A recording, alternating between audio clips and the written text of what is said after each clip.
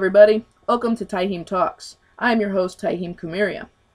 On this episode of Tyheam Talks, I want to talk about Eragon. I first became aware of the story reading an issue of Entertainment Weekly where they was previewing the upcoming movie, which, by the way, was absolute crap. If you've read the books and like the books, stay away from the movie. It's absolute garbage. They got nothing right. The only thing I did like was the cast, because even in my head, for the role of Galbatorix, I hear to this day John Malkovich in my head, and that's who they cast as Galbatorix. So I was really pleased about that. So that being said, stay away from the movie.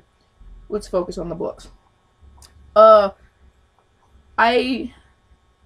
liked what the summary in Entertainment Weekly said about it, so I've picked up the first book from my local Barnes & Noble and read through it. It was a great story, magic, dragons. Who doesn't like dragons? Dragons are great. In fact, Eragon kind of made my love of dragons even deeper. And sometimes I'll have discussions with my friends. Which world would you live in? The world of, if you could choose, the world of Harry Potter or the world of Eragon? And I kind of go with, since I love them both so much, I always say I want to live in the world of Eragon, but be able to cast spells and stuff like in Harry Potter. But we already talked about Harry Potter. In the promo, I touched on a few topics like Argent Lam. Eragon gains this name once he meets an elf, some elves, and some dwarves and everything. And in the language of the elves, which isn't Elvish, it's called the Ancient Language, Argent Lam means silver palm, silver hand, which Eragon received when he first, after his dragon hatched. He found an egg in the forest and didn't know it was an egg. But once the dragon hatched, the first time he touched it with his right hand, which incidentally became his power hand, he gained this weird silver mark on the palm of his hand called the Gedway Ignazia. And because it's like got a silvery sheen on it, you know, most dragon riders are referred to as Argent Lam or Silver Hand because of it. And the hand with the Gedway Ignazia is usually, again, their power hand, where they primarily use their spells from. You know, they cast their hand out, you know. It's with that hand. And for Eragon, it's his right hand. And, you know, he gets trained up and all that good stuff. And as I'm reading the first book, it occurs to me that this story sounds familiar. For the life of me, I can't put my finger on it, but I do know the story. The whole time is like a nagging at the back of my head. Where do I know this story? Where do I know this story?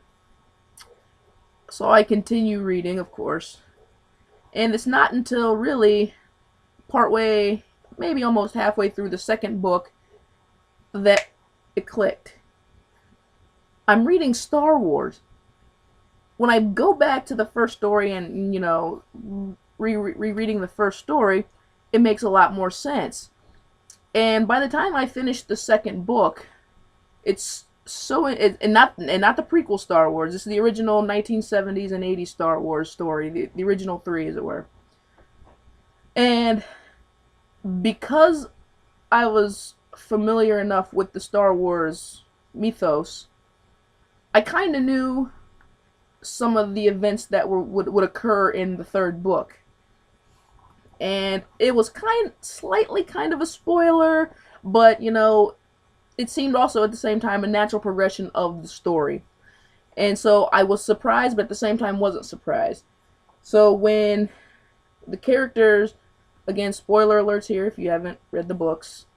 So when the characters of Ormus and Glader were killed, they were in fact the Yoda characters from of the story. They trained Eragon. And if I explained the story in its most vaguest form, you might not even think Eragon, you might think Star Wars.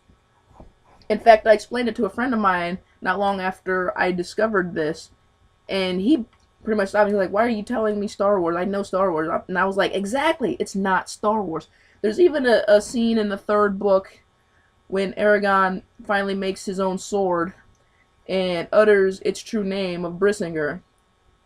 And Brissinger in the ancient language means fire. And the sword, bursts into flame, blue flame, because a rider's magic color matches his dragon, and Eragon's dragon, Saphira, is blue, so every time he uses magic, it's blue. And so blue fire erupts around his sword. It's this freaking lightsaber. My roommate, he also read the stories, and I was explaining each point that correlated with Star Wars, and he just didn't get it. He's seen the original Star Wars movies, but he just, for whatever reason, didn't see the connections, and it just drove me insane. But, so I knew that Oramis and Glader were to die at some point in the series, and sure enough, it happened. But in the first book, there's a character named Durza. He's a Shade. And a Shade is pretty much kind of like a permanently possessed sorcerer who loses control of the spirits he summoned, and they possess him, and they turn him into a Shade. And a Shade, is pretty tough and powerful and almost impossible to kill. I mean, in the story, Eragon and his traveling buddy Murtagh, which turns out to be his brother, shoots the Shade in the head with arrows, and it doesn't kill him. The only way you can kill a Shade is directly a shot in the heart. And by the end of the first book, with a little help from Saphira and another character named Arya, who's an elven princess, very beautiful, because of their distraction while Eragon is fighting Durza, Eragon is able to kill Durza. And that's how he gained the name Shadeslayer. So everybody, because, they really don't have last names in that kind of world. So ultimately, Eragon became known to everybody as Eragon Shadeslayer because he'd killed the Shade. And back to the Star Wars connection, the whole Luke, I'm your father moment really came near the end of the second book when Murtagh made the big reveal to Eragon of Eragon, I'm your brother, instead of Luke, I'm your father. But the tricky part is with the Eragon story is it was originally supposed to have been a trilogy. But because there was so much information and everything, Christopher Paolini had to increase it to 4 books. So I ran out of stuff to know, actually, for the 4th book because there was no 4th Star Wars movie. So it was all a big surprise. But there was one point that me and a friend of mine just absolutely knew with absolute certainty, to the point that if it didn't happen, we were done with the series. And that was Arya being the final dragon rider. Because we knew that Galbatorix had 3 eggs. And we knew Saphira was one of them. We find out later in the second book when Murtagh has a dragon, that's the second one. And Galbatorix knew that 2 of the eggs contained male dragons and 1 female. And Saphira is the female, and Murtagh's dragon Thorn is a male.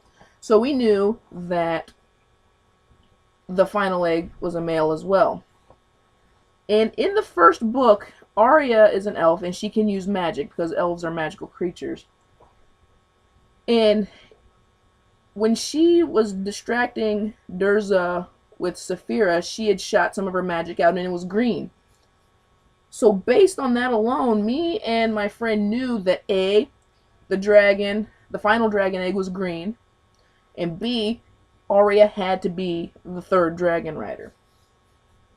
And near the end of the 4th book rather, we see Arya coming to, after the final battle, to meet Eragon for some business or whatever, and sure enough, lo and behold, she's riding on a green dragon. And so we just knew at that point was going to happen. Arya also kind of picks up the name Shadeslayer because during the 4th book, she kills a fresh Shade, and they were trying to kill the guy before he could become a Shade, but it was in the middle of a battle, so they were constantly distracted. And But they was finally, just as the guy, not long after the guy finally became a Shade, Arya was able to kill him. So technically, I guess she could be called Shade Slayer as well. But in fact, Eragon brings this up, but they were distracted. But the thing that kind of upset me the most is in the first book there were several prophecies given to Eragon by the witch Angela and the weircat Solembum, and most of them actually came true. But there were still a few loopholes out there, loose ends rather, that weren't fully completed of the prophecies. I can't remember them off the top of my head at the moment, but hopefully that means that Christopher Paolini will be writing at least one more book at some point. But at this point in time, the series is over after 4 books. But hopefully, you know, in the future, when he gets the writing bug again, he'll write a 4th book completing the rest of the prophecies. It's a really fascinating read. I totally enjoyed it. I highly recommend the series to everybody. And again, stay away from the movie. It was absolute horrid trash. If you've never read the books and don't intend to, the movie's awesome. Great special effects, magic, swordplay. What more could you want other than The Princess Bride? But if you've read the books and enjoy the books, stay away from the movie. It's not worth it. It's crap.